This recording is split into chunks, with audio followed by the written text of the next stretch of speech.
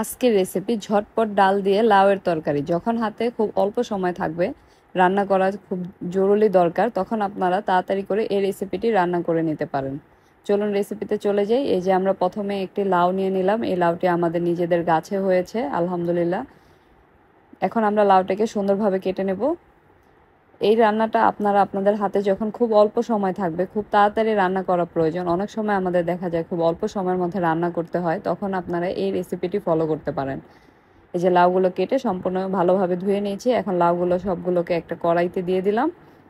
সে একই কড়াইতে এখন একটি সাইডে দিয়ে দিলাম টমেটো,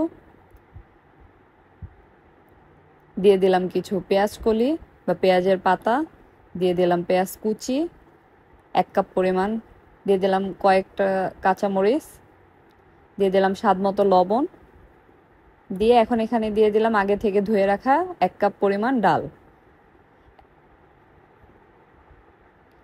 দিয়ে এখন এখানে শুকনো মশলা যোগ করতে হবে, যেমন এখানে দিয়ে দিলাম হলুদের গুঁড়া, ধনিয়ার গুঁড়া এবং শুকনো মরিচের গুঁড়া।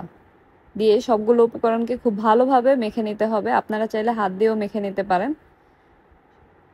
যে আমি দেখতেই পাচ্ছেন খুব ভালোভাবে হাত দিয়ে মেখে নিচ্ছি। মেখে নেওয়ার পরে এখানে একটু দিয়ে দিতে হবে রান্নার সয়াবিন তেল, দিয়ে আরও একটু ভালোভাবে মেখে নিচ্ছি। এখন এখানে সামান্য পরিমাণ একটু পানি দিয়ে এটাকে ঢাকনা দিয়ে ঢেকে, পরিমাণ মতো পানি দিয়ে দেবেন আপনারা যতটুকু প্রয়োজন, দিয়ে এখন ঢাকনা দিয়ে ঢেকে রান্নার চুলায় বসিয়ে দেব। এর মধ্যে এটার মধ্যে আর কোনো কাজ নেই, মাঝে মাঝে একটু লেড়ে দিতে হবে, না হলে নিচ দিয়ে পুড়ে যাবে। এই যে দেখতে পাচ্ছেন কি সুন্দর ডালগুলো সিদ্ধ হয়ে যাচ্ছে। এই যে আমার রান্না প্রায় শেষের দিকে। এখন এর উপরে দিয়ে দিলাম ধনিয়া পাতা কুচি। আপনারা খুব অল্প সময়ে এই রান্নাটি রান্না করে নিতে পারেন। দেখতেই পেলেন খুব ঝামেলা মুক্ত একটি রান্না। তারপরে এখন শেষ কাজ, এখানে আমরা এটাকে একটু বাগার দিয়ে দেব।